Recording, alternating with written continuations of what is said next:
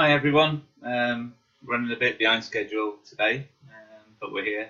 Um, so anybody who's ready to join us, thank you very much for taking the time out to come and listen to what we have to say. And if you've got any questions, throw them at us, and we'll answer them as best we can. So there's a few things we want to cover tonight. One of them, obviously, is that we'd like to get some feedback from you guys as to what you would like to see on the Facebook group page. If you've been to the website, is there something more you'd like to see on the website? Do you have any ideas that you want to run by us as to what we can achieve and do, perhaps to make things more interesting for yourselves?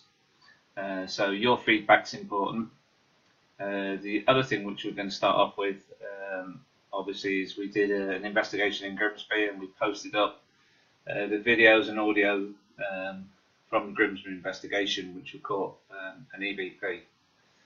And it's caused quite a lot of discussion between the members of the team. So what we'll do is basically just run through what happened on the evening. So we had been to this property once before, and we had caught some EVPs, and it was interesting. So we put them up on the website, and obviously the people who own the property invited us back to do a second investigation, which we were really excited about doing. So on the first investigation, we'd had the cold spots, we'd got the EVPs, and on the second investigation, it appeared to be a lot more quieter. We didn't get the cold spots, and it was quite calm. Now, we'd set up cameras in a room downstairs, one in the back conservatory pointing out towards the garage, because there'd been reports of activity around the garage with the door banging and tapping. We also had a camera on the landing pointing, covering the 3 bedrooms, but more or less pointing into the smallest bedroom at the end of the landing. We had cameras in the 2 big bedrooms upstairs with audio. And during the night, the one thing that we captured was that the girls were downstairs, all in the back room downstairs. The gentleman who owns the property had gone into the front room where we've got our monitors set up, so he was watching the monitors, watching all the cameras. And Darren and myself were upstairs, and we were in the master bedroom. So we had digital recorder in there with us. We also had the infrared camera with audio set up in that room. In the room next to us, the second big bedroom, we had a digital recorder, we had the infrared camera and audio set with the camera. In the smallest bedroom, because on the first time we'd done the investigation, it was quiet, there was absolutely nothing happened. But what we did do was leave a digital recorder in that bedroom and with the door open. So obviously me and Darren are upstairs, and we were asking questions. We had a REM pod on the bed, we had the K2 meters, we had the laser grid light set up, the infrared camera, audio. So we're in the bedroom and we're trying to make some sort of contact with any spirits that are with us. So what basically happened was, there was a point where I was asking questions, and I asked a question. I said, if there is a spirit with us, can you come forward? And I'd said to the spirit, and I just basically said, we have recorders set up, we have the REM pod, and we have the K2 meters. Try and interact with us to do something. Don't be scared, please come forward. At the point I said, please come forward, the REM pod temperature light started flashing to say that there'd been a change in the temperature around that area. And I thought I heard a noise, like a voice. At the time, when I heard it, I knew it was a voice, but I couldn't make out anything that it had said. Oh, we both heard a voice. Yeah. It was a definite voice. It was, but I couldn't make out. I couldn't make out exactly what it had said. Yeah. Now I said at the time, I turned to Darren and I said, "Did you hear that?" And he said, "Hear what?" And I said, "I think I just heard a voice." And Darren, I think you at the point you said. I then turned around and said, "Yes, I heard it too." And it was like a. I couldn't make out what it was said. Didn't know what it was. Definitely. But it was definite voice. A vocal. Yeah. Yeah. So we heard that. Now, obviously, we weren't sure at the time, but we knew we'd sort of heard something. Now, when we reviewed all the audio and the video files, what became apparent was that at the very same time as I asked for the spirit to come forward and make contact with us, not only did the REM pod temperature light up at that point, not only did we hear a voice at that time, but at the same time downstairs, the women who were in the back room downstairs, they thought they heard music at that point. In the conversation, one of them says, "Oh, what was that? Did you hear music?" And they thought it might have been the owner of the house who'd gone into the front room and put his phone on. Now, we spoke to that person and they said they were just watching the monitors, and my view is that is correct. There's no reason for him to have done anything else. The television wasn't on, radios weren't on. He was watching the monitors. So we reviewed everything we'd heard. Now, downstairs you can hear very faintly what I thought I heard. Upstairs, the most powerful, and this is a strange thing, the best digital recorder we have, which is a Zoom H4, that usually can pick up every single whisper and breath. Pin drop from 100 yards. It can, can't it? Very sensitive. Yeah. But we never really heard anything on that. No. On the audio from, which was with the infrared camera, we actually got, it was slightly better, and that was to the right of me and Darren, away from the door. In the bedroom that was next to us, heard a mumbling, as what I had sort of heard myself. But in the smallest bedroom, and this was the strange thing, where nothing was on.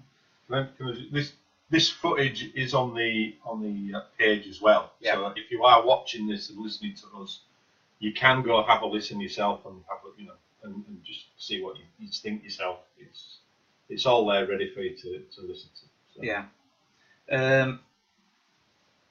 So basically, the digital recorder we placed in the small bedroom picked up this noise, this voice, the loudest, but it sounded like electronically broadcast, like white noise, like something spirited.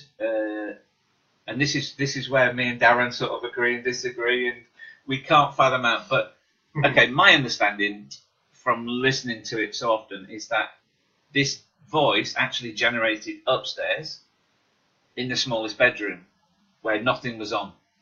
There was no radios, no TV, nothing on, and the camera is pointing into the bedroom. If a television or something electrical had lit up and come on, then it would have actually shown, highlighted that something switched on in the bedroom. It didn't, but it definitely sounded like white noise, like the voice was projected through something electronic. And listening to it as clear as we can, it was saying, you're supposed to find either the collection or connection, and then it fades off. Now that's the best I could make out of the voice that I heard, and I know I heard it. For me, if it come from downstairs, my views are it would have been louder downstairs. It would have been louder at the bedroom we were in, which is immediately at the top of these stairs. But it wasn't. It was actually louder in the small bedroom, furthest point away, although still in a circumference top of the landing. Now, me and Darren have spoke. Darren's view, and I accept that, is that because one person was on their own and accounted for, even though we believe that person didn't switch anything on, because we can't verify, because a team member, because we, you know, it's not a matter of trust, it's a matter of we want to be open and honest with everybody, and we don't want to just accept anything as evidence of paranormal if we can't 100% say that we can rule out any other avenue for that happening. And as much as I believe what we heard was, how can I put it? My belief is that it was a true EVP. It was a spirit, because the coincidence of me asking the spirit to come forward and do something at the exact time somebody downstairs switches something on which creates a voice. For me, I can't accept the fact that the timing would be so perfect. To me, the fact that I asked that spirit to come forward and let us know that it was with us, that not only did the REM pod temperature light come on and the voice happened, to me that was just too much of a coincidence. If somebody had been downstairs to actually know when to cause that effect, do you know what I mean? That's the hardship I find. However, taking on board what Darren said, and it is a valid point, is that we can't rule anything out, and unfortunately, everything what William has said, and I'll go through what I think. Yeah. Both ideas of what happened are inconclusive, because we've no evidence to say what it was. We both heard a voice. That is most definite. We both heard a voice, and then if you, like I said, the recordings are on the site, on the page. If you want to listen to them yourself, you can. My view is, I look at it as a skeptical, I don't know, scientific or logical way. The way sound resonates up a stairwell, if you want to call it. Yeah. I think that someone was walking down the hallway, past the bottom of the stairs. As they got there, they switched the phone on to watch a video or something on YouTube or something like that, or whatever it was, and then carried on walking into the front room or down the other way into the kitchen in the house.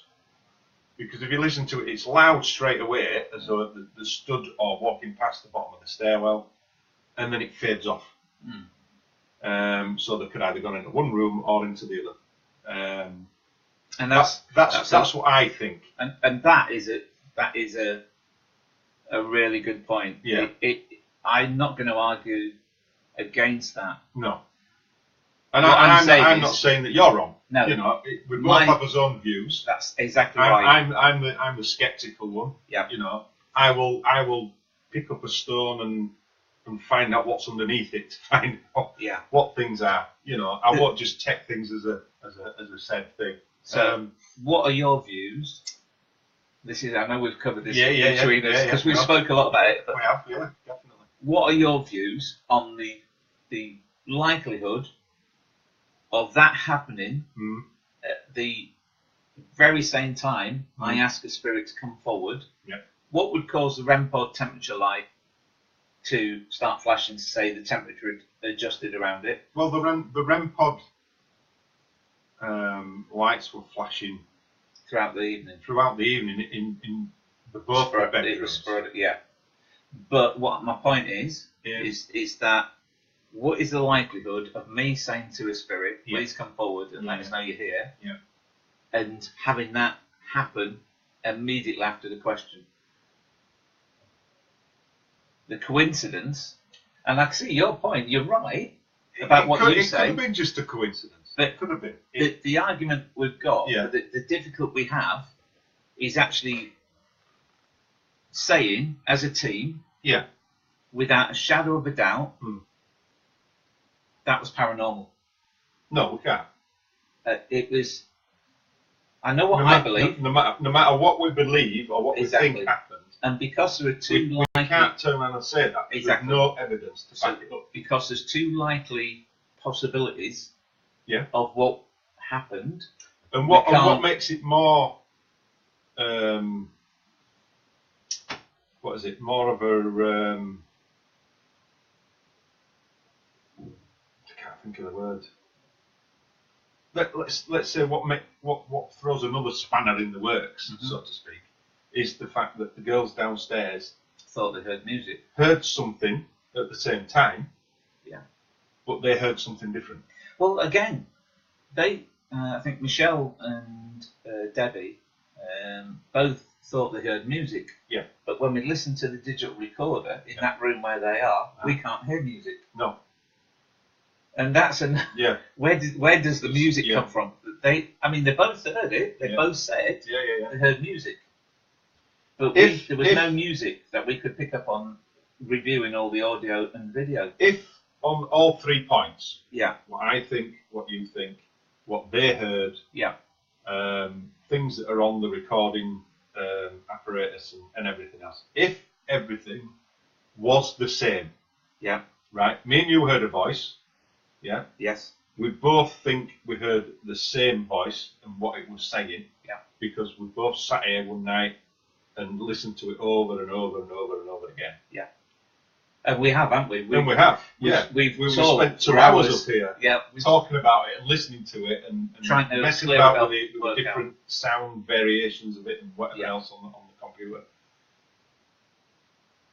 It does say something like you're supposed to find or seek or whatever it was. And then you've got like either, because it starts to fade off, and then it sounds like collection or connection. Yeah. But then I agree with you what it says. You can hear something, but it's fading away. You cannot pick it up. Just say, and that's the thing. It's so just a quick one, just to say hi to Ricky, who's listening. Hi, Ricky. Louise, Adele, hi, Louise, and Adele. Annette. Hi. I'm glad you've taken the time to join us. Yeah. So any questions? Feel free. Yeah, I mean, this is. We did hope that by putting the audio and the video up, that we'd encourage your feedback on what you think of it. It's important for you guys. It's an interactive page. Yeah. Let us know what you think of what we put forward to you, because I mean, obviously we've all got our own ideas. Yeah, I mean, the one thing we don't do is, and we keep saying this, is we don't create evidence. We don't manipulate something. We don't falsify. We don't lie. So we find something, we're honest. If we get something, we put it up. Mm-hmm. And if you know what it is, if you believe that it's not paranormal, if you've got a view on it, then feed it back to us. It's really important. It's what we work on as well.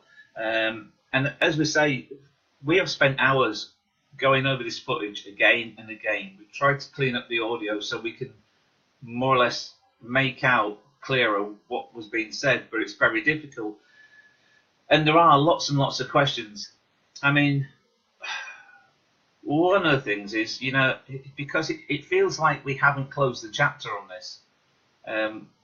We did the first investigation where we got 4 EVPs, and we had the cold spots, and yet this second time it was a really calm evening. There was not a lot happened. Not a lot happened. No cold spots. No. And this event happened, and unfortunately, because we had one person on their own, it just throws that spanner in the works. And part of investigating is that you are always paired up, that you have everybody's accounted for. Everybody's accounted for. You can verify what's gone on with each other. So when you paired up two people together, one like me and Darren were doing the investigation in the bedroom upstairs, and we heard the voice. The first thing I did was relay that to Darren and ask him if he'd heard anything that I'd heard.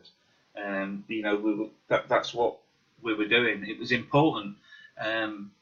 And also, I could have heard something, and Darren might know exactly what that sound was or where it's come from, and vice versa. So, as a team, we're sort of bouncing off each other. We're trying to find out, what sounds we hear, what movement, anything that happens on an investigation. We're taking everybody's different viewpoint and trying to find out whether it is paranormal. Or not, if we can debunk it, what caused that noise, where did that sound come from? I mean, obviously, with the EVP that we're caught in this second investigation, the fact that we can't rule it out as either a paranormal EVP or an electronic manipulated voice, it's really frustrating. It would have been nice to turn around and say to the people, that were there investigating for, it'd have been really nice to turn around and say, right, this is what it is. Yeah. This is what we think it is. But because we can't, we're not 100%.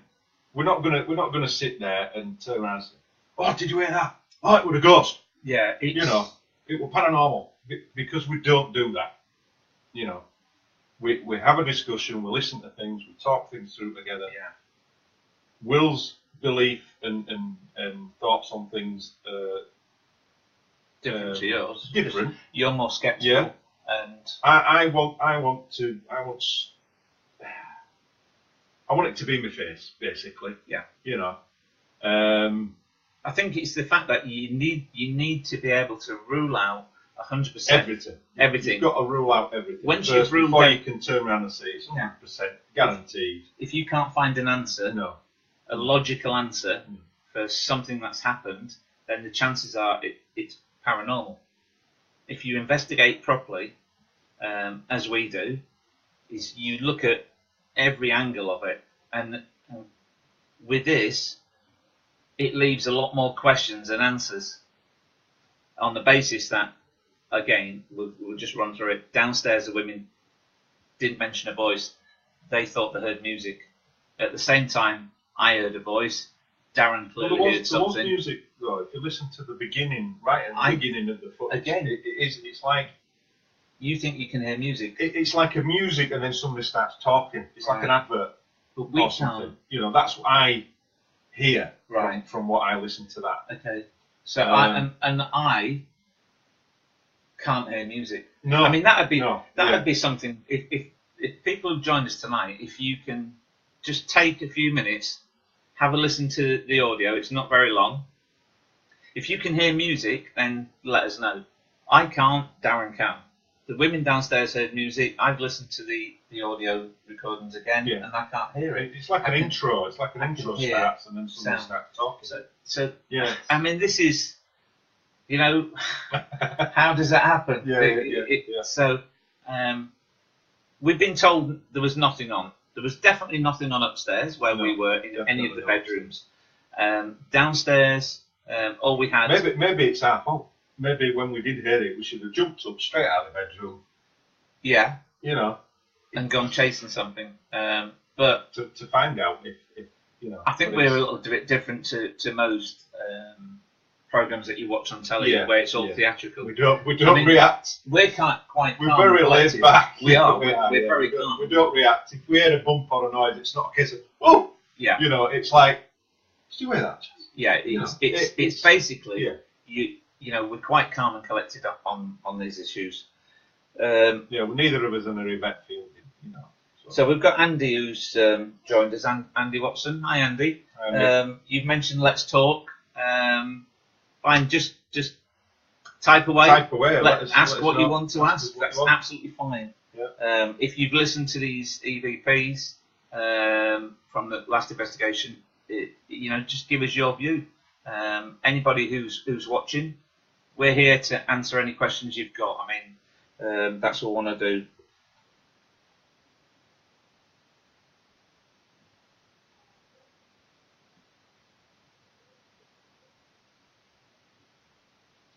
So Debbie's watching as well. Hi, Debbie. And Milena. Milena, yeah. Tracy, hello. Hi, Tracy. Thank you for joining us. Yes, we are live, Tracy. Yeah. So anything you've missed over the last few minutes, you'll be able to watch later. The video will be stored, uploaded, and you can watch it from the beginning again. And at a later date, you can watch this video, listen to the EVPs. You can still give us feedback, and we will still continue to answer even when we've gone off air. We will continue to answer you. What I'd like to say with this live broadcast that we're doing tonight is on the page we have potentially 1,900 members. Yeah. Now, yes, I understand that there's not a right lot posted on the page for you to look at the moment. We are working on trying to find different venues and places to go. We don't, without having to pay an extortionate fee to do so. Yeah. That is the problem. We don't allow on the site. It is Ghost Talkers' site. It is for us and yourselves. Yeah. The one thing we don't allow is advertising for everybody else's ghost hunts and sites. What I was going to say is these 1,900 members. If you are experiencing anything paranormal, if that's what you think what it is, unusual, anything that could be perceived as paranormal or anything like that, Yeah. Let us know. Don't be scared. Don't be embarrassed. And the one thing we don't allow is for anybody to ridicule anyone, because we don't. Even as team members, our views are all different to what we experience and how we go about investigating. What you do find is when you watch these TV programs, somewhere is already haunted and experiencing paranormal before they even go in and investigate, and it's not really an investigation because it's. Sorry, Trace has said that she's a true believer in the paranormal. That's great, Trace. Have you any experiences of it? If you believe in it, what kind of things have happened? Let us know. Yeah. Type on there and just tell us everything you want to say. It's good. If anybody is experiencing anything, no matter how slight, and they want to talk about it, then you don't even have to do it while we're online. You can message us. If there's something that's bothering you, you want some sort of answers. If we can help, we'll help. If you want help, let us know. So we're always here. The service is free. We don't charge for any investigation. Maybe a cup of tea and a sandwich or something like that. Cup of tea always goes down nice. I mean, our investigations, and just quickly say hi, Kerry, because Kerry Saunders joined us. Hi, Kerry. Our investigations, we never ask for any finance. We don't ask that for anybody. We come to you free of charge, no matter where you live in the UK. Hi, Dean. And our investigations are free. And like Darren says, the only thing that we ever ask for is a cup of tea. And if you throw a sandwich in or a biscuit, we're well happy. And that's it. Never ask for any money. The chance to investigate anywhere gives us the opportunity to try and find evidence to prove beyond doubt. And that's why we do it. We want to find out. It has never been done. We want to find out. Is it real? I believe in the paranormal. I believe that people who have passed on from this life are able to still communicate and to interact in some way with us after death if they wish to, and that's the thing, if they wish to. And I'm good enough to know that they don't want to interact with everybody. So if you've lost a relative that wants to interact with you, they want to interact with you, not necessarily paranormal investigator. The thing is that it's not that you can switch it on and off at will. And sometimes you have to build the confidence. Just going back to the Grimsby investigation, we got a few things happen on the first one, which was like sounded like somebody older responding to one of Michelle's questions, and it sounded like a long drawn out no. We picked that up. We picked it. There was 4 things that happened, EVPs, but all of sort of similar thing. In the second time we went back, if that was in response to a question, it was a spirit and it was an EVP, then obviously it was longer. It was more of a sentence, not just an individual word and response. So perhaps if that was the case and we were to go a third time, perhaps, and only perhaps, because you can't promise anything, perhaps any spirits that have interacted with us in the past on them investigations will feel confident enough to actually do something more. And that would be what I would hope for. But you can't guarantee. I can't, as a paranormal investigator, say that wherever I go, because somebody says it's haunted, that we can find evidence of paranormal or haunting spirit, whichever. I would ask people, how many times have you been to or watched programs where they've gone to, a specific place that's well known or allegedly well known for being active with paranormal activity? And I'm not going to mention any names, but you know the places I'm talking about, where ghost hunts are taken on a regular basis for large sums of money. Now, please show me any of these places where they've got evidence, proper evidence that can't be debunked, that says that place is haunted. And I would say everything that anybody's come up with at these places can be debunked, and there is no genuine evidence at all. The fact that somebody hears a bang and somebody screams, or they allege something happens, isn't proof of paranormal. And it doesn't mean they can charge you 50 quid to listen to it. Exactly. It's just people making money out of nothing.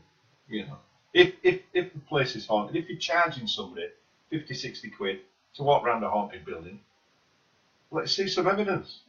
I mean, we've got one person viewing tonight, one of our members, Kerry Saunders. Hi, Kerry. Thank you. That's great to know.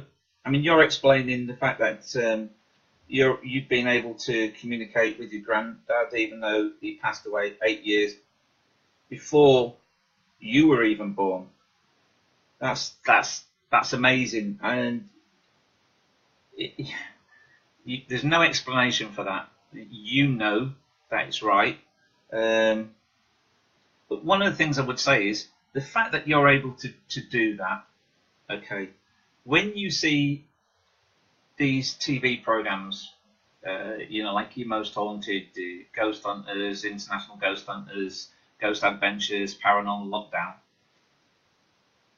how do you feel about them programs? Do you feel that they are real? Do you feel that it is put on for TV, that is theatrical license is used?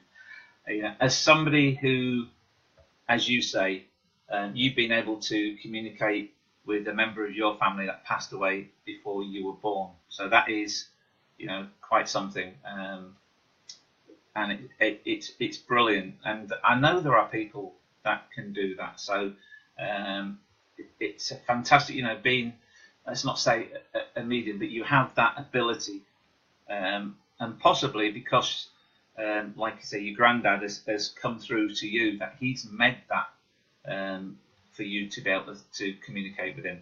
And I think that's something that, as I said before, if they want to be able to communicate, if they want to pass on information and let you know that they're there, they make it a lot easier for individuals, especially like yourself being a relative. If I was to come, you're right, Kerry. Sorry, Will. Yeah. If I was to come with a team to your property, there is no guarantees that your granddad, would want to communicate with us. You're a family member. Obviously, he's chosen you to be able to communicate to and through and let you know that he's there. Has anybody else from the family heard or seen your granddad, your great granddad, Kerry? I mean, that would be interesting. Yeah. But yes, you're right. Most of it is that she's just commented about the programmes below. Entertainment It purposes. is for entertainment. I mean, they do stipulate that before the programme starts on the telly. It's for entertainment purposes only. I think the one thing that annoys me about that is that... See, we don't entertain, we investigate. We investigate. That's the difference. It's not... What they're doing is not paranormal. They're not investigating the paranormal. They are creating an effect to make people believe it's paranormal. They're creating an atmosphere. Exactly. And that is... And then people's minds start playing tricks. They're no different to Hollywood films. Creating these visual effects and theatrics for you. Yeah. So Kerry says, and Nana was his daughter. Yeah. So I mean, Yeah. again, relatives, and that's fantastic. So one of the things we want to also cover is that, as Darren said, we've got 1,900 members on our Facebook group. We also have our webpage, which people visit from all over the world. The one difference between the Facebook group is, unlike the webpage, it gives you that ability to feed back to us, to talk to us, communicate with us, and pass on information whenever you like. What me and Darren were wanting to know was that when you come on the Facebook page or even the web page, what are your views on that media? So have you visited the web page? Do you just use the Facebook group? And is there anything that you would like us to do as a paranormal group? Is there something that interests you that you would like us to do to make it more interesting for yourselves? One of the things we would like to achieve is to be able to broadcast live from our investigations at some point, even whether it's just for half an hour to an hour at some point. That's what we'd like to do, but we're definitely interested in the feedback from you guys as to what would make our group more interesting for yourselves.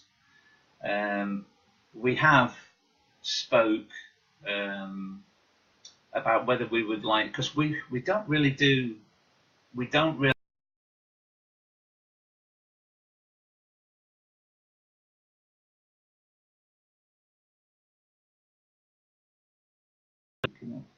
back. All right, sorry, don't know what happened there. So basically, we, as a paranormal team, we're not looking to make money from people. That's something we said from the very beginning. What we have talked about is trying, because ghost hunts are very hard to control. If we were to take 20, 30 people to a large venue and split up into groups, that's good, yeah, okay. But it's very hard to control in a manner to do a proper investigation, because everybody is going to be hoping that something happens, and if there was the slightest noise, it creates that atmosphere which you see on telly, and where people get hyped up and believe that something paranormal's happened. However, me and Darren have been speaking about the possibility of us doing a smaller event with a group of people and splitting into smallish groups, but getting you guys to do the investigating with us, to be part of the investigation team, and to be able to work with us and actually experience how we do the investigations and be part of that, and see on the day what you guys think. Hi Lucy, hi Mel. Going back to what Kerry was saying. So Kerry saying she'd like to join us. Yeah, she'd been on Ghost Tours before, heard or seen nothing. That's quite possible. I mean, you cannot, and we will not guarantee anything to happen. No, you can't do it. It's not just like a switch, that you can switch on. There's investigations we've been on, and we haven't had anything all night, But that doesn't dishearten us.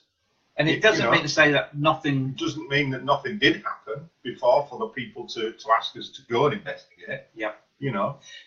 As we said, it's sometimes a spirit only wants to interact with an individual, and it could be a relative or a friend, something of that nature, or maybe just because a spirit becomes attached to whether it's a child or a woman or a man.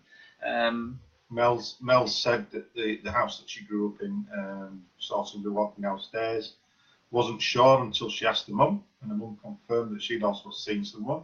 Yeah. That's great. The house that I live in, on several occasions, I've seen a little girl. Thank you. Brilliant. I've seen a little girl at the corner of my eye. We had someone staying with us once, a friend of the family, and she said that she walked into the room once and this little girl was stood there.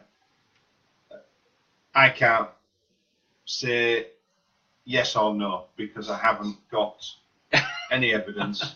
Here you go, Kerry. Have a sip of that. Cheers, Kerry. And that's. But yeah, we all. Yeah, I've seen stuff that I caught in my eye, Yeah. But I'm very sceptical, very sceptical, and this is why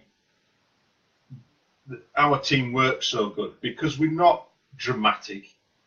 Will's got his own views and his own thoughts and beliefs. I've got mine, and it works well. It works well. I also think you've got to be able to compromise. Yeah. Wanting to believe. Yeah. Is very well and good. Mm-hmm. But you've still got to be able to prove beyond reasonable doubt that what you believe cannot be disproved. And that's the problem we had with the last investigation with this one capture, is that we couldn't either way guarantee it was paranormal or that it'd be created by something else. And, it was difficult. And just looking at, I think Lucy's pointed out, it's very rare to capture EVPs. It is. It is very rare. There's times when we get absolutely nothing, and we troll through hours and hours of video and audio, and we get nothing. And it's disappointing because you always hope that you're going to capture something to be able to prove to people that the paranormal world exists, and that's difficult. But like you said, you can go on 100 ghost hunts and only 5 of them are really paranormal. Well, you could go on 100. Are those 5 really paranormal? Well, I was going to say, you could go on 100. You could go on 100. And nothing happens. No. On all 100. No. It's very, very difficult. The thing is, you've also got like a residual haunting, and then you've got an intelligent haunting. So if you've got activity and it's residual, it's like a recorder playing over and over again. So if it only happens on a specific time and day, it's going to happen on that specific time and day each week or year, whichever. If it's intelligent, it can come and go as it pleases. So it's not like you can pin something something down, and it's, you know, it's frustrating when you watch all these programs on telly. I know we keep going back to them, but they make a mockery. And always something happens. Yeah, they make a mockery of honest investigations. People who watch them want to believe that something is there after you pass away, that you do have an opportunity to return and see your relatives, overlook them, protect them, watch them, and be able to contact them. I mean, I think the majority of people hope for something like that. We all like to believe that our past family members are looking down on us. And, yeah. You know, which is probably where the phrase guardian angels come from. Is that we always believe somebody's watching over your shoulder. And I think that's because that they're always in his thoughts. I always think of my mum and dad and whatever every day, more or less. And it's, I think it's having that in your head makes you think that they're there all the time, and they probably are, you know. And Kerry said that she's been to various places, even just friends' houses, and spoke and felt and seen those. She had a residual haunting in a previous house of a lady walking upstairs to the attic. And she always shouted that she was on her way while walking up the stairs. So yeah, the thing is, that would be good to capture on a camera. That'd be fantastic. And what I would say, Kerry, is that you're obviously open-minded and receptive. Yeah. You know, to be able to see spirits and hear spirits. You know, very much as a medium can, and you know, it's a special ability. So you know, cherish it. That's what I would say to yourself. So basically, just going back a little bit, what we're hoping to do is take your we'll go out in a minute. Take you guys along on an investigation and actually involve you and get you to do some of the work we do, and see what happens. And you know, that's what we've been talking about, into just to, you know, give people the opportunity to be involved. It's not going to be like TV. No. It's, you know, sometimes majority of times you will go the whole evening and you maybe don't even know that you've caught anything. It could just be when the audio and video is reviewed that you actually hear something, pick up something. So it's not always obvious. We were lucky, perhaps, on the last investigation that we heard something, but obviously again, heard a voice. I'm not disputing that. Oh. You know, we're not going to say one way or the other, because what the source of the voice is. And in the first investigation at the same property, we caught 4 EVPs, but only one of them was clearly audible to Michelle, who was on her own in the room, but she actually heard one response to a question. When we listened to the audio, there was 4. So again, that's you know, it's a difficulty you face. But what we're not going to do, if we take people with us on investigation, is set up stunts to create an atmosphere. We're not going to be throwing knives and marbles about. We're not going to be pulling people up the stairs with ropes. We're not going to be doing anything theatrical. I've got to dig. You can't resist.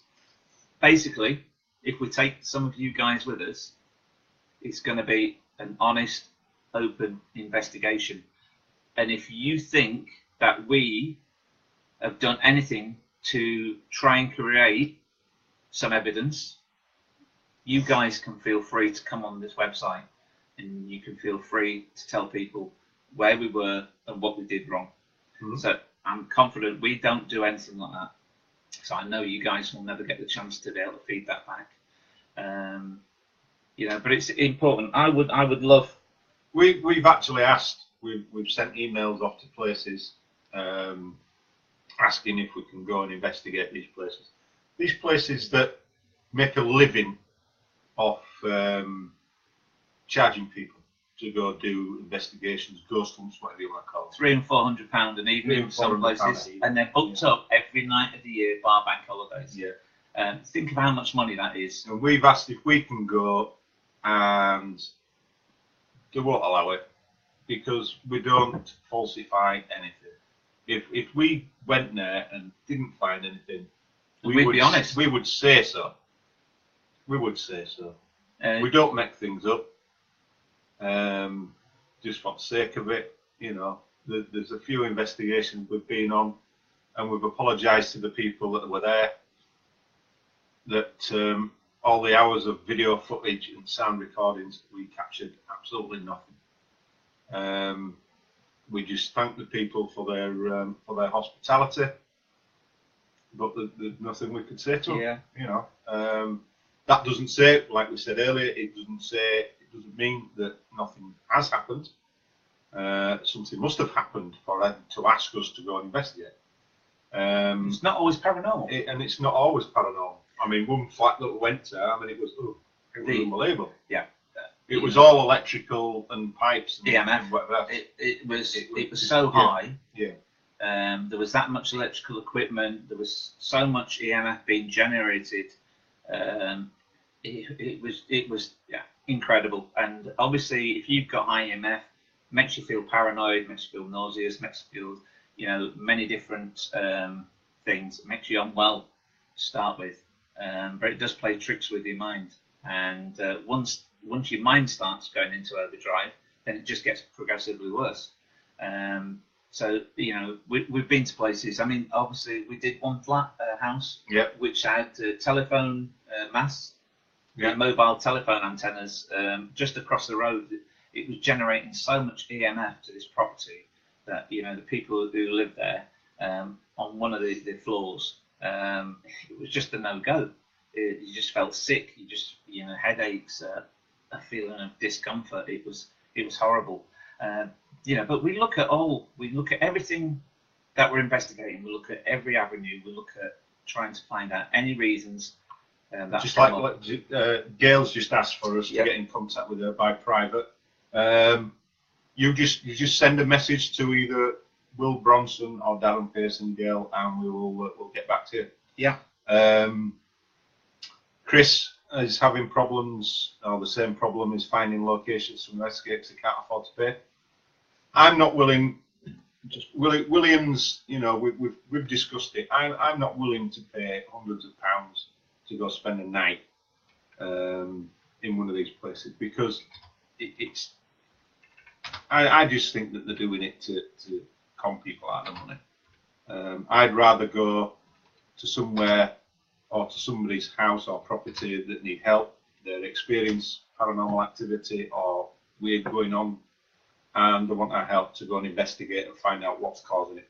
That's what I'd rather do. Yeah. So, just a quick one. I've put my mobile phone number up there, so if you need to text me, it's private. You don't want to put it on online or anything like that. It's absolutely fine, and you can contact me that way.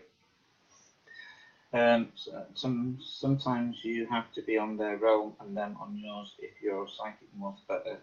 It's like time level mode. Marie Doyle, thank you for that. It's something we've spoke before.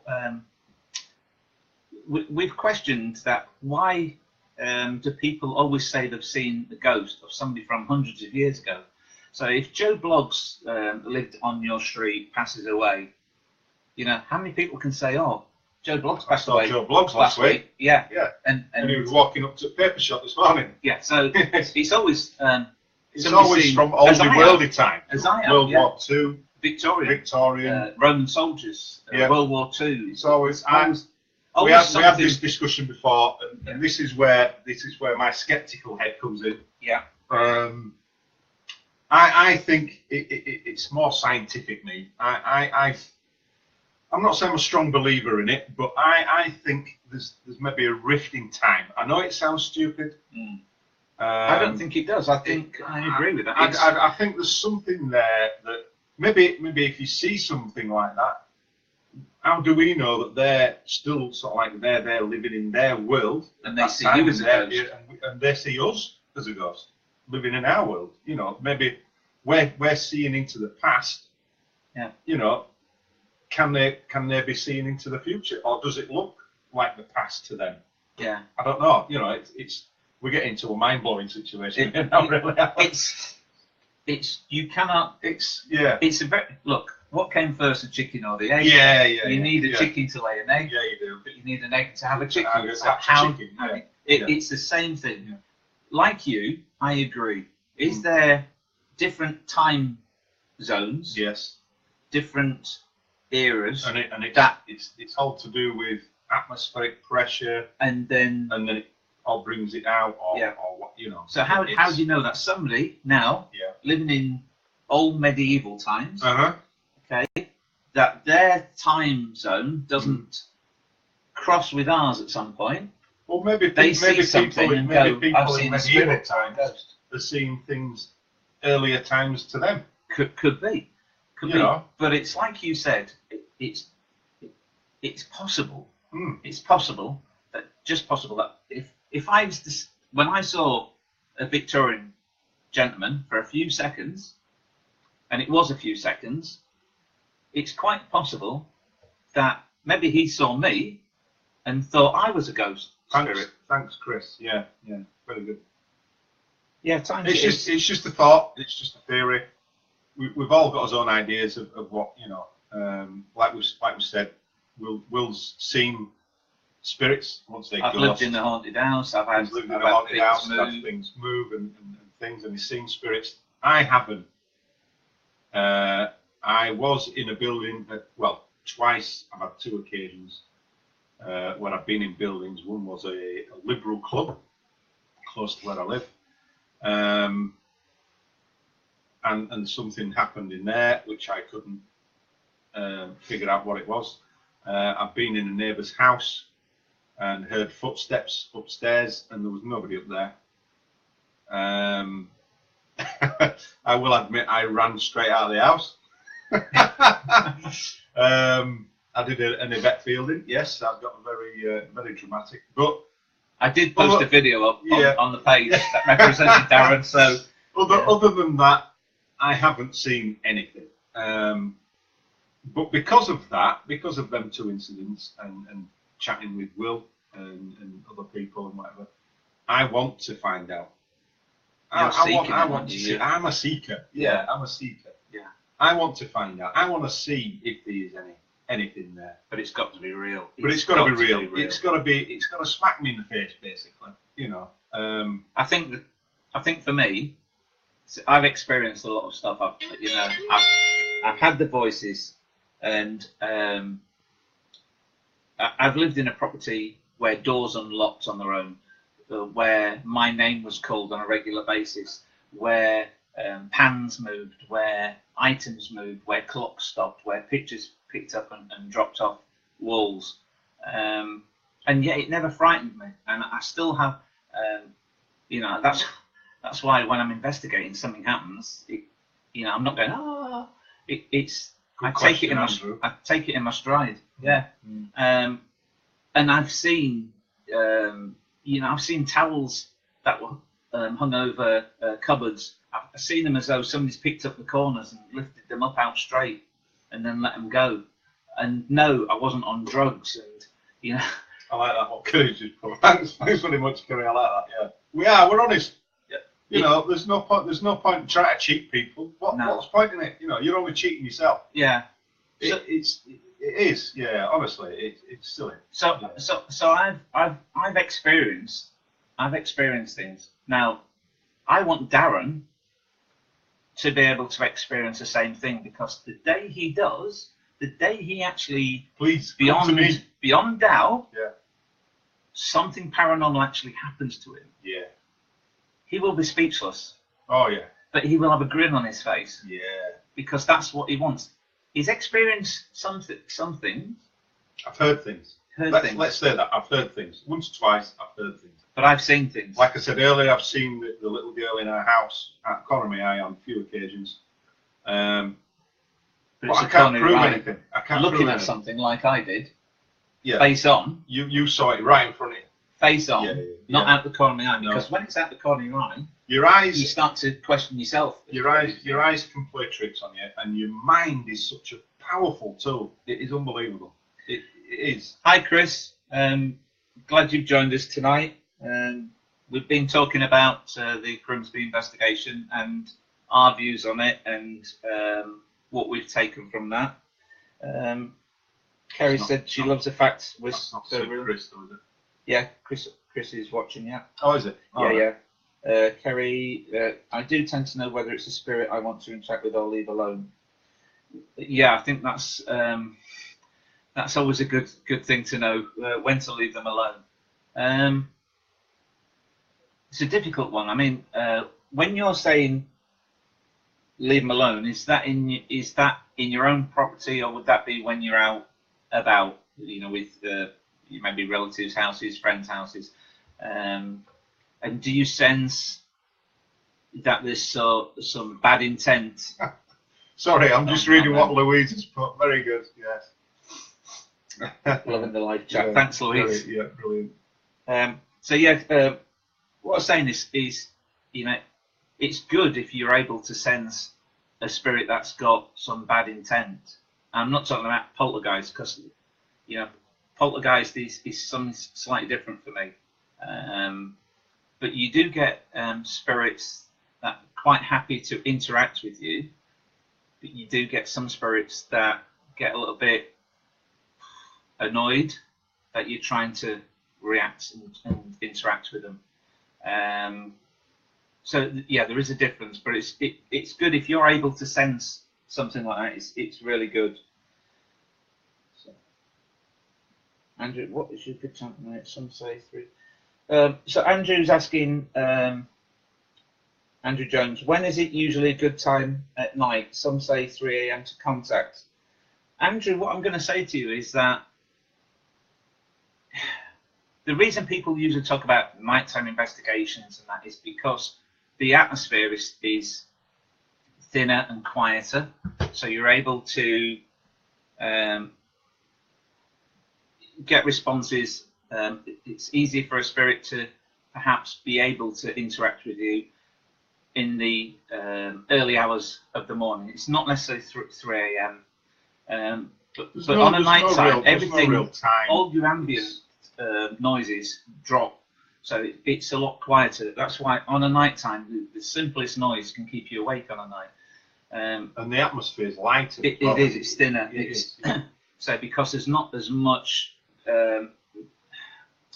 interference from noise levels from around you.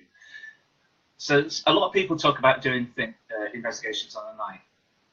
Listen, a spirit can interact with you 24 hours a day. It doesn't have to have a night time. It doesn't have to have a daytime. It will interact with you when it wants. The reason that people seem to assume that nighttime is better is 2 things. One, as I said to you, the ambience, the atmosphere, is thinner and quieter. Okay, but the second reason is that it makes it more spookier if it's dark, if it's on a night time. And when you get all your programs doing the investigations, one of the reasons the lights go out. That's it. It creates an ambience. Yeah. So, in answer to your question, the spirit can interact with you 24 hours a day if it wants. It doesn't have to wait for nighttime. But the majority of people think nighttime is important. Witching hour and all that rubbish. Mel's just asked, is it true that animals can detect spirits? Animals' senses are more heightened than ours. Yes. The hearing's more sensitive. Yeah. For one, smell. The smell and their eyesight. Yeah. Really, and it is. And like we have a 6th sense, which is good as people. Some people do. But animals are able to. They have a heightened sense, way above that. So just something that changes, whether it's temperature or noise, something they're more aware of. Just continuing with that, Mel. One of the 2 experiences I've had where I've heard noises and whatever it was at a club where I used to live, near I used to live. We was there late one evening, just cleaning up and everything, and we heard noises upstairs in the room upstairs. So we called the police.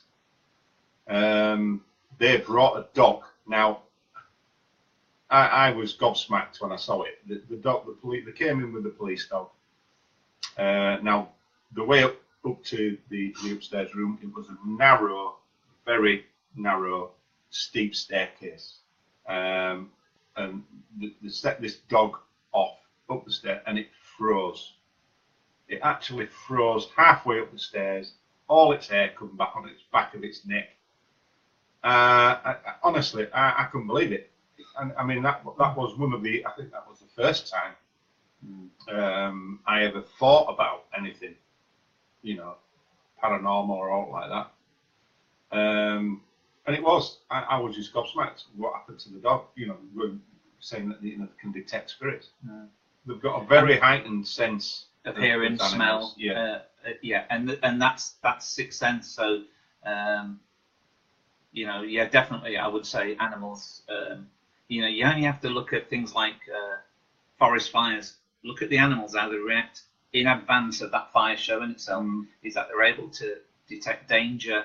They can sense of smell allows them to smell that fire miles before it comes anywhere near them, so that they will move and do a runner automatically. Just wanted to say to let me find Gail Michael. I've got your text message, and as soon as we finish this broadcast, I'll get in touch. I didn't want you to think I'm ignoring you, because I'm not. But we'll do it after we've finished here. Thank you. Kerry's just asked, do we believe that we have guides? I can't answer that, really, to be honest. Because of the way. Yeah. So my view on that is we have guardian angels. I believe we all have guardian angels to some point, but there's only so much they can do to protect us. Life is a cherished thing, and nobody is guaranteed that they're going to live forever. And the one thing your guardian angel can't do would be to guarantee that either. But they would do their best to look after you to a certain point. As a guide, I think what you find is that a medium will probably have a spirit guide, somebody who communicates with them to give them information at a specific time. Maybe the guide is a spirit that can communicate stronger than other spirits, so he's able to pass on information to the medium through that. So that would be the only time I would use the phrase guide, possibly. But as a guardian angel, a spirit of a loved one or a friend who's passed on, there's nothing to say that they don't look after you to some respect and try and make you aware of dangers. And let's be honest, you could be walking up a street, road, or doing something, and suddenly you just get this, I don't like this, change direction, something like that. To me, that's a guardian angel. That's somebody taking care of you. That's something saying to you something's not right, and changing your thinking on what you're doing and making you move. Now, we could say that's sixth sense, but to me, I would rather think, we do have guardian angels, that we do have loved ones that look down on us and sway our thinking at certain times and take us away, from possible danger or risk. So I would like to think that. Can I prove it? No. But I think it's a nicer way of looking at things. Chris has just asked if we ever use Ouija boards and what's our thoughts on them. Okay. Go, Will. Never. Do not use Ouija boards. Ever. They're not a game. It's not fun, and it is extremely dangerous. And I'll tell you why. When you use a Ouija board, which is why I don't like the fact that a certain program on telly uses them on a regular basis, you open a portal to the spirit world. There is no guarantee of what you are going to bring through. Just because you ask for your Uncle Ed or whatever to come through doesn't mean to say that's going to be who comes through. Now, once that spirit door, that portal opens, any spirit, good or bad, can come through, and they can stay with you. The portal you open has to be closed correctly, and I would suggest that the majority of people who use a Ouija board have no idea of what they're doing and don't know how to close the portal. Now, the danger is, wherever you are, you open a portal, that spirit comes through, it attaches to you and will go with you wherever. So if you were on a ghost hunt and use a Ouija board, if a bad spirit comes through and decides to attach itself to you, you go home that night, that spirit's going with you, because it's now got an attachment to you and it's going to use you to do what it wants to achieve. So the simple answer is, don't use a Ouija board. They are dangerous. They achieve nothing, absolutely nothing. What you see in films, what you see on TV, is theatrical license. So that's my view. If you want to use one, it's your decision, but I would say be extremely, extremely careful. My thought on that, Chris, is they're absolute rubbish. Never used one, and if anyone did get one out, I would not believe anything about it unless that glass moved or whatever it is that you're using, unless it moved in front of me while my finger was on it. Watching him on TV, it's theatrical license. It is. It's you know. The problem is you can see the glass is being moved. Honestly, everybody's fingers on, and this. Some people are flat, others are up like this, and it just. They don't. And again, we go back to the part. We go back to the thing that you cannot guarantee anything happening every time you're filming. But do you know the biggest fear for me is that when you watch these programs on telly doing the investigations and stuff, and they use a Ouija board, at no point do they actually give a warning. At no point, if somebody was putting sticks of fire down the throat on a like one of these Britain's Got Talent programs, something like that, they'll always say, don't attempt this at home. If somebody's walking across a tightrope 100 foot in the air, they'll be going, don't attempt this. This is for professionals. Now, when you watch the paranormal programs and start using Ouija boards, at no point do they say, please don't do this at home. This is dangerous. We're opening a portal to the spirit world and it has to be closed correctly.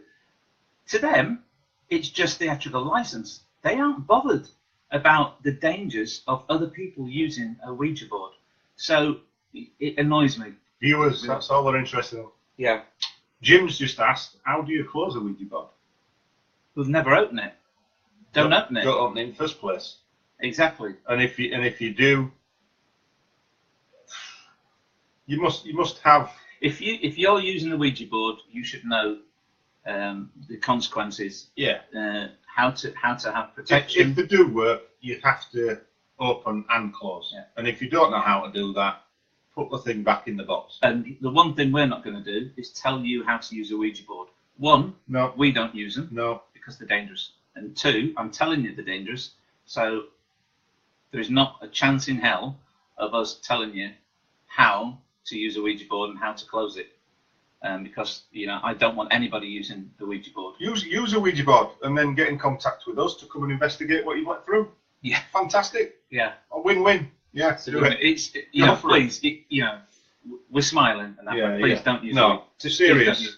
They're a waste of time. Don't use it. Dangerous things. If you want to do investigations, get yourself digital recorders, get yourself some cameras, and ask questions. If a spirit wants to interact with you, you don't need a Ouija board, okay? Because if you're using a Ouija board, you're not going to get the spirit that you want to talk to come through. It's a spirit from anywhere, So it's a spirit highway. If you believe that you have a spirit in your home or place of work or wherever, and you want to just get a digital recorder, just sit down, just ask questions.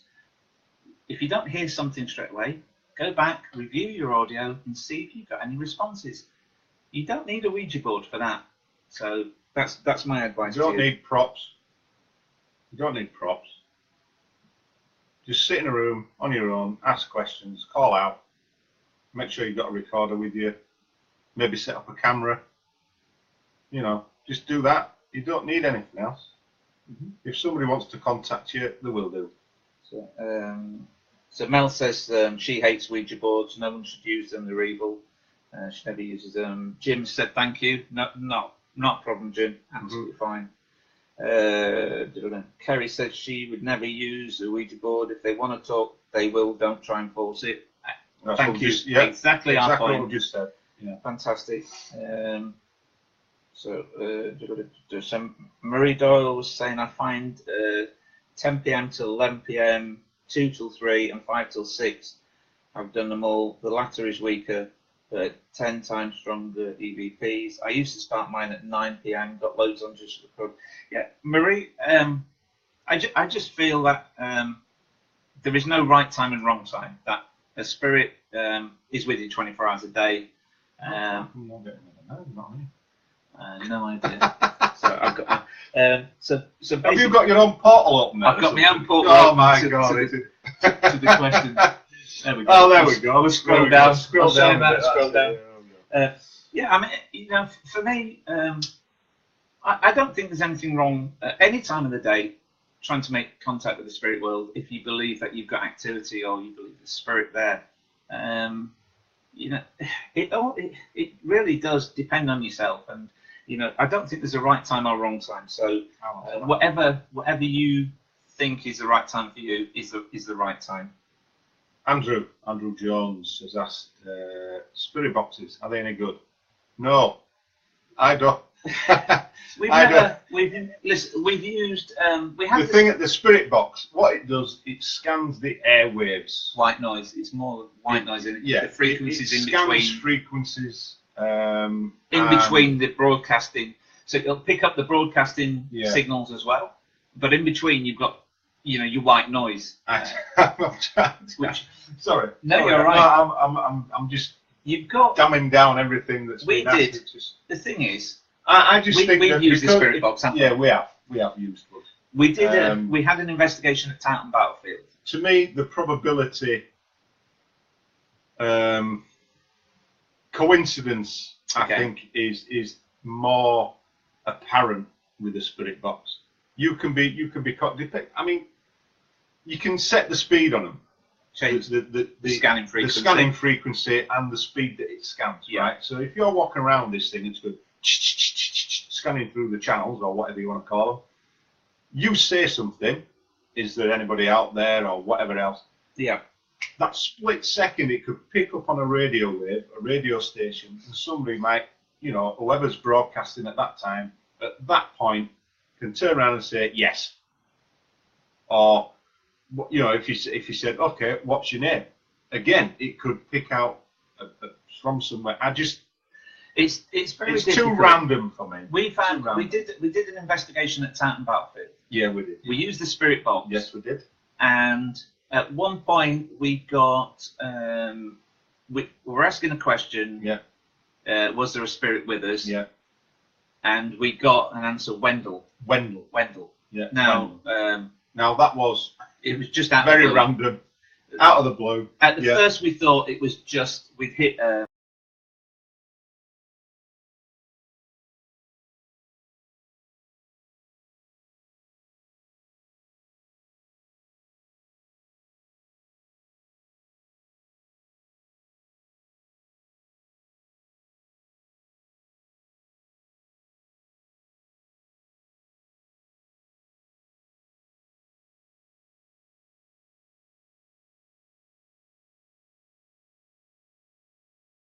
Connection. We're back. Sorry about that. I think spirits are interfering with technical us issues. Technical issues. Seeing as we're not on wireless connection, we are actually on Ethernet cable, so we shouldn't have a break. But we're back. So yeah, we did Titan Battlefield using the spirit box. Asked a question if the spirit was with us, and we got a response. Wendell. At the time, we just thought maybe we'd scan through a channel that was broadcasting radio, and the word at that point was Wendell. We never put anything to it. Got very little else. When we actually did a Google search for Wendell Towton Battlefield, it did come up with a person called Wendell had fought at the Battle of Towton, Yep. was on the losing side, Yep. had been banished from the kingdom. Yes. Can we prove anything on that? Not really. Maybe there was 28,000 men died at Towton Battlefield, so chances of somebody being called Wendell, pretty high, I suppose. We don't know. It could be coincidence. We've used the spirit box on numerous occasions and actually not come up with anything. There are other groups that have used the spirit box and have had responses. So it's, for me, it's difficult. I don't think they're accurate enough.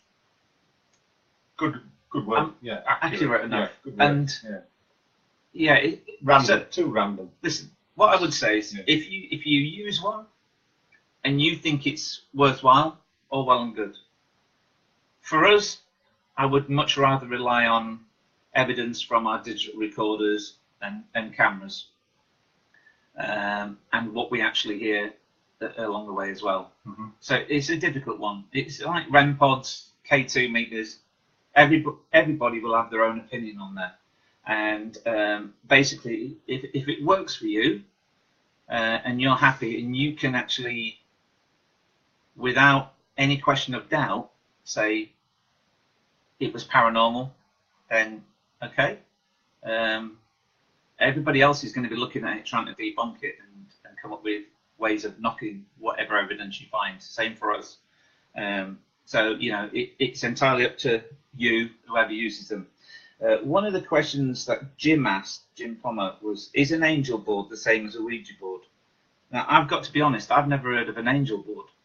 No, I've never heard of one. Never. No. So I'm not sure. Let us know what they are, Jim. whether it's I don't know, some sort of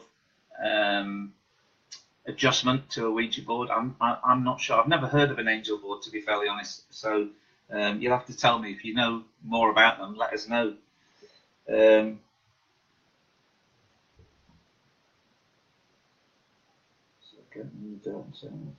just reading what Mary Doll's been put in. So yeah.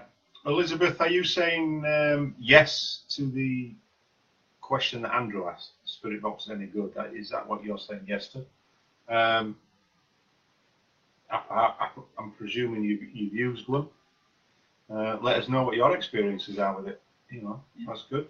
Bit of feedback. Kerry's also asked, have we been able to interact with our guides on Guardian Angel, please? That's a difficult one. I honestly, in truthfulness, would probably say I'm not sure. I believe that I've got a guardian angel through things that have happened to me throughout my life, but I can't prove it. It's very difficult. I think, as I said, I would like to think we all have a guardian angel, whether that's, you know, a relative or friend who's passed on, who just watches over you and just gives you the odd nudge in the right direction throughout your life. Whereas a medium has probably a spirit guide, knows their name and a little bit more about them. As a guardian angel, from my point of view, no, I think it's just that reassurance, feeling as though you've got a guardian angel. And things have happened to me in my life, nearly drowning, nearly being killed by a National Coach Express. And I often think to myself, how did I get out of that? How did I escape? How am I so lucky to still be walking and talking and breathing? So in that response,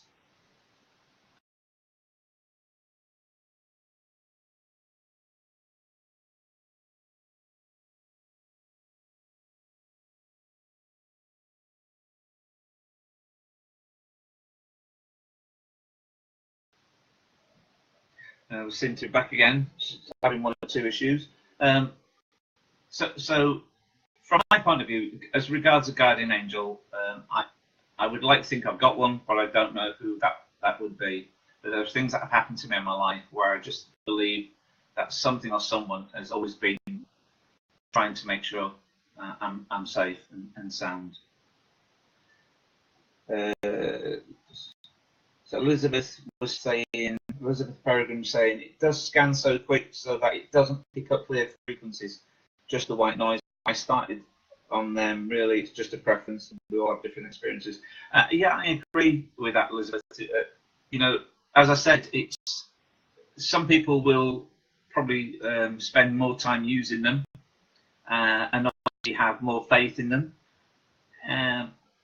We've used them, you know, not as much as, because I don't have full confidence in them, but we have used them and we have had responses, but I've not been able to justify them responses as being accurate to back up what we're doing. So for us as a team, we'll still continue every now and again to use the spirit box, but every time you use spirit box, you get answers from spirits, and I think that you know, I would much more rely on the digital recorders and the cameras, the audio and visual side, from what we can justify. If you pick up something on a digital recorder, it's what you're picking up there within your space. So if we're doing an investigation and we're in a bedroom and we get a response to something we've asked at the time, then that is what we picked up there and then. If you're using a spirit box, it's picking up frequencies outside the parameters of where you are as well. And that's why I have difficulty in justifying it. It's because just because I ask a question doesn't mean to say if I get a response, it's from within the parameters I'm investigating. It could be a response broadcast from outside there. That's the difficulty I have, and the team have in that. But it doesn't mean to say we won't use them, in the hope that we can justify something at some stage. Yeah, we've got all sorts of gadgets that we do use. You know, and six, eight cameras now. We've got eight cameras. We've got 6 digital voice recorders. We've got ultraviolet lights. We've got infrared lights. We've got full spectrum cameras. Infrared camera, yeah. Yeah, you know, there's lots of stuff we have. The laser grid lights, REM pods, vibration detectors. We use a lot of stuff. If you was to ask me again, out of all them, which one has provided the most evidence, it would probably be the digital recorders. Yeah, to be fairly honest. Yeah, definitely. We've had a camera move on an investigation when nobody was in the We did. But you know, again, it's, you know, we could do 100, 1,000 investigations, and you know, how many of them could we honestly say you're likely to catch something? It's probably going to be a fraction. It's going to be so small out of that amount. So it's a difficult one. Yeah. Hi Paul, glad you're watching. Hope you're all right, mate. So I asked my own higher self what was the guide. That's interesting, Elizabeth. When we're talking about the guides and spirit guides and that, you said you ask your own higher self, and trying to understand that. I know you'll know what you mean by that, but it would be interesting for you to just let us know a little bit more about the meaning of that, if you don't mind. So Tracy's put, me and my daughter own the same spirit boxes. If we get them mixed up, we ask one of the boxes who it belongs to. It does name one of us.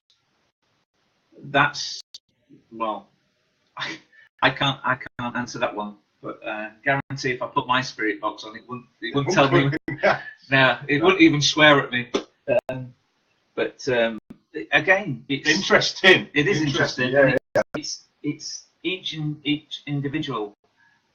If you've got a spirit with you when you're using the spirit box, it's possible that the spirit is letting you know. So not the spirit itself, but the spirit using the spirit box to tell you that. You know, just to guess. If it's that good that you mix up two and you want to know which one's yours, which one's your daughter's, I'd be doing that switch on one on purpose. it, I'll tell you. I'd be doing it on purpose. I would honestly. Yeah, but I'd it's be good, doing isn't on it? purpose. What I'm saying is, Yeah. it's not the spirit box telling you that, is it? No, it's something. It's whatever's coming something through else. that's telling So you. if it works for you, that's, you know, again, absolutely fine. That's great to hear. It'd be interesting to hear if, apart from that, when you're using it, if you actually get responses elsewhere on investigations or, you know, which, you know, justifies that it's helping you within an investigation other than mixing them up and getting told which one's yours and which one's your daughter's. So that would be good to know. Again, Andrew Jones has asked, what's your thoughts on orbs? Are they spirit or dust? My own view is both. It's very hard. Some people will believe that dust is an orb. Now, dust is dust. If you're sat in a room and you've got sunlight streaming through, you can see in the atmosphere. You can see it's clear as day. When that dust moves towards, it usually shows up when you are using an infrared camera, and the dust will come towards the camera or pass by. It'll look bigger if it's closer to the camera. The closer it gets to the camera, the infrared light makes it brighter. Okay. Now, dust reacts to drafts. So you've got a draft, dust will move in the way the draft is pushing it. Go in one direction. It will also rise with heat and drop as the atmosphere cools. Yeah. So when you are using infrared cameras or full spectrum cameras, or when we're talking about orbs, there is many different orbs as there is dust. The difficulty is for me, what I would be looking for is how does, if you think it's an orb, how does it respond? What action is it taking differently to any other orb or dust particle? Yeah, good, thank you, particle. If it moves about in a way that is erratic compared to everything else you're watching, then the chances it may be an orb are probably slightly higher, but not guaranteed. It's really difficult because some orbs you should be able to see in daylight, in the dark, just using your normal eyesight. But if it's an energy, has enough energy, it can generate, and it will be different colours. It can generate different colours. Now, some people take the different colours. Me, I think it's just the strength of energy that an orb would possess. But some people look at orbs that are in colours as different things like protection, energy, health, all that. Now, the thing, if you are, we set up cameras on an investigation, we put them, and throughout the 8 hours the cameras were running, only during a 5-minute period did we have what I class as potential orbs. There was no other dust or orbs or anything throughout the 8 hours, just a 5-minute period, and it was at 3:26, I believe, until about 3:35, something like that. And they all appeared at the same time. It's like an energy force just moving up towards the cameras and past wherever it goes. Now, some people can say, oh, it's just dust, but why would the dust happen middle of the night with all the doors in the property closed, and throughout the other part of the 8 hours, nothing, absolutely nothing? So if somebody had opened and caused a draft, and then you've got the dust moving, I understand. Again, it's very hard to rule anything in or out. All I look for is it behaving in a way that is totally different to what everything else is that you're looking at? So, is it an orb? Not sure. I wouldn't like to 100% say everything is an orb, but that's what I'm looking at. If I'm trying to judge something, is it responding differently to everything else I'm seeing happen at that time? So if it's dust, it should all be moving in the same drift. It should all be reacting the same way. If you get something that maneuvers differently, changes directions, slows down, speeds up, moves about, stops, and then carries on, then I would say the chances are that that could be classed as an orb. And you know, is it bright? Is it blue? Is it red? Is it green? Does it have to be? Because, as I said, orbs are energy, and depending on the strength of energy that you have, will depend on what it looks like. They're not always great balls of light all the time. Sometimes they're smaller. So that's something to take into consideration. But orbs have created an argument amongst people as regards it's only dust, it's not an orb, there is no such thing as orbs. Again, it's everybody's interpretation is different. If you want to believe in orbs and you think you've seen one, then why shouldn't you? If you think everything is dust, then chances are you're probably a bigger skeptic than you realise. And I'm not saying that's wrong. I'm just saying it's like anything else in this world. It's very, very difficult to prove, and the paranormal world is no different. But a lot of times, things that you see will be dust. You know, I acknowledge that it will be dust. You've got to see something extraordinary in what you're looking at to perhaps consider it as an orb. So that's that. Vic Taylor mentioned that she has an unusual gift. If we know what that means, what is it? What can you do, Vic? You know, let us know.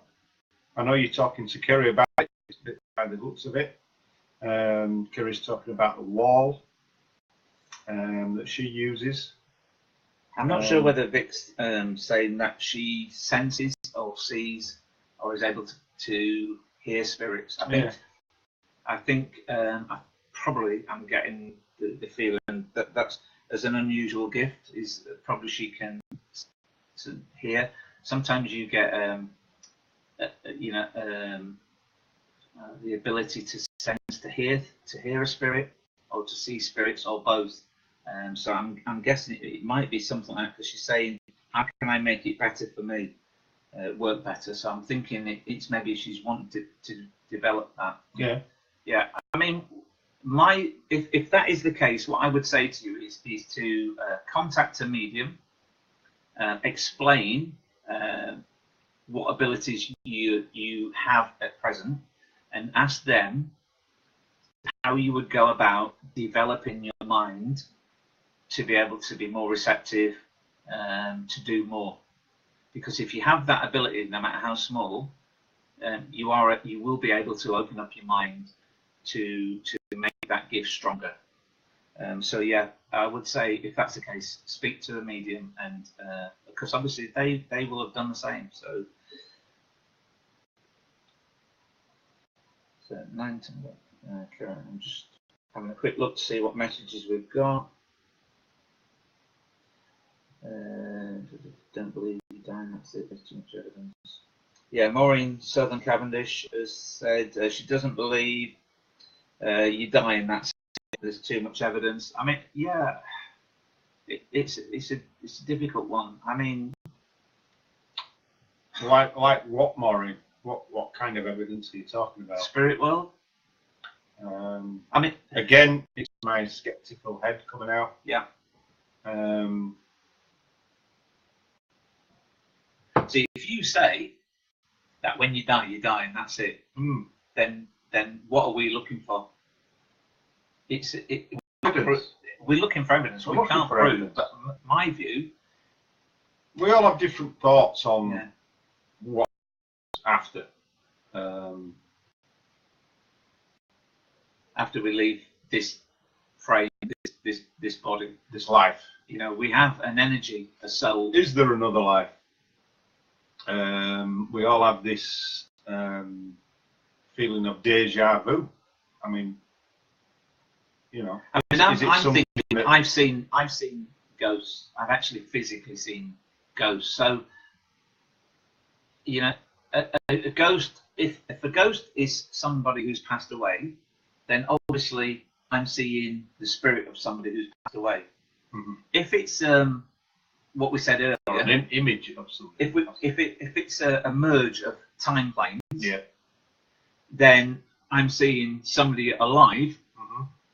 in another In time another area. time area. Time zone. Yeah. Yeah. And they are alive. Yeah. And if they've seen me, they've probably seen me as a ghost. Yeah. So again, what we're looking at is we're looking for evidence of the afterlife. We're looking to show clear, without shadow of doubt, evidence that we have spoken to a spirit, captured the spirit on camera, Oh, dear. something Kerry. like that. And that's what we're looking for. So, in answer to that question, if we find that evidence, we can say beyond doubt that there is something after death. But it's difficult, isn't it? It's very difficult. Kerry's just asked, do we believe in reincarnation? Now we're getting down the religious, I would say. Again, yeah, you're right. It depends. I think it depends on what Can religion. Some religions do believe in it. it might put a dampener on everything. Yeah. Or what I'm doing, or whatever you want to call it. I'm here to investigate. I want to find evidence. I am not a believer in God. I think religion. I don't want to go too much into it, but I don't believe there's a. None of us know what is. We all beyond believe in this different life. things. We all believe in different things. I'm an atheist. Simple fact of the matter is, And I'm a believer. and Will's a believer. So, but there are religions that believe that when you leave this body, you're reincarnated as either another person or, you know, a tree, an animal, whatever. It's religion plays a big part in that. My own view is I would like to think that what we do in this life is not the end. I would like to believe that there is something more once our time is up in this world, in this body, that we move on to something else. Now, none of us know. What we do know is that there have been explanations from people who've died. Can I just ask a question about that? Yeah. If we do pass on after this life and carry on into another one, why don't we remember anything that's happened in this past life? Oh, let me answer this one. We're getting into a totally different. We do in some respects discussion now. Well, we do. Okay, so deja vu. I've just mentioned that. Yeah. So the deja vu is sometimes somebody believes they've been somewhere. They've not, but their mind thinks something looks familiar. Is that because they were there in a previous life? That is probably what deja vu could be.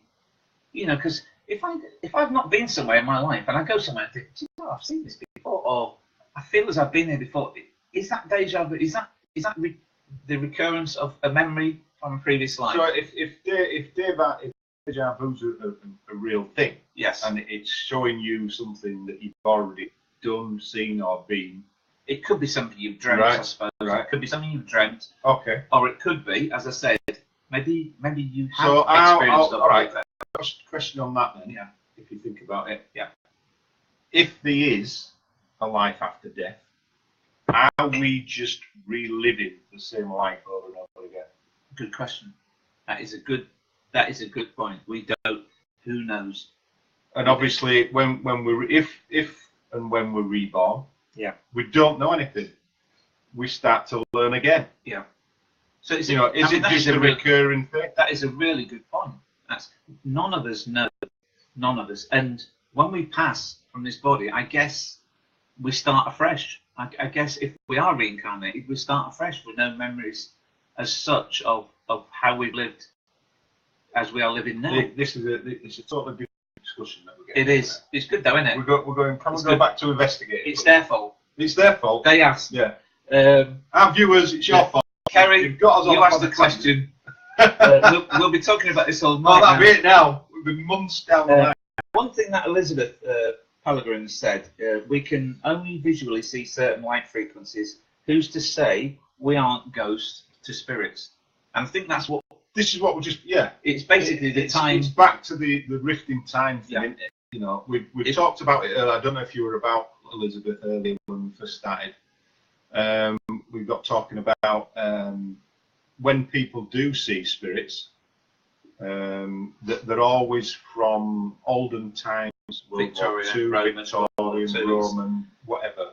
You don't actually see, nobody actually sees Joe Bloggs that passed away 3 months ago that lived down the street. This is what we're talking. This is what we've been talking about. Yeah. Is there a rift in time? Are these people, like you say, we say they're ghosts? They're not. Do Do they see us in the same way? And I think that's a really good point, Elizabeth. Really good point. Yeah. Parallel time. Yep. Chris Burgess says this is a great thing about supernatural realm. We just don't know, and it's the unknowing which makes it interesting. Exactly. Yeah, it is. Yeah. It is fascinating. Really fascinating. So yeah. If it wasn't for the unknowing, I wouldn't be here now. Yeah. Yeah. And Tracy 5, I'm always investigating at the Skirrid, so my spirit box comes with me. I had it plugged in through my earphone because another group were doing EVPs. Someone through the box gave me a man's name, Seymour, and told me that the man had chest problems and gave me 2 girls' names. The guy doing the EVP work said that it was his dad's name and that he had lung cancer. 2 girls' names. That's it. Again, I think that's really interesting. And obviously, like I said with the spirit box, if you feel it works for you and you're happy with what you're getting from it, then there's no reason not to use it. From our group's point of view, we've not had anything through a spirit box apart from one occasion. Again, we could have just been very lucky that that name came up. So again, we'll use it to an extent in future investigations, but at the moment, it's not the sort of the piece of equipment that's top of our list when we're doing investigations. Yes, Elizabeth, I agree with you. Simultaneous realities and parallels. Well, guys, we've been on quite a long time tonight. Ooh, nearly 2 hours. This is a long one. Yeah, so Time for another cup of tea. Thank you ever so much for everybody who's joined us this evening, for all the questions. It's been the best one so far. Thank you very much. Yeah, brilliant. Yeah. And obviously, if there's anything else you want to ask, then please keep the comments coming forward, and we will respond to your questions with our answers. And if anybody wants us to come and investigate anywhere, just let us know, and we'll pop along, spend the evening with you, and tea and sandwiches, and we'll we are equipment, and we'll see what we can find. Just the last one. We're based in Leeds. Yeah. So if you are close enough and able to want to join us on an investigation, let us know. Just give us your details by messaging us, whatever. Let us know you're interested, and we'll contact you. But thank you very much for joining us this evening. It's been a pleasure from me and Darren, and we look forward to the next live video broadcast and speaking to you all again. Thank you. Thank you. Have a good evening. Bye, everyone.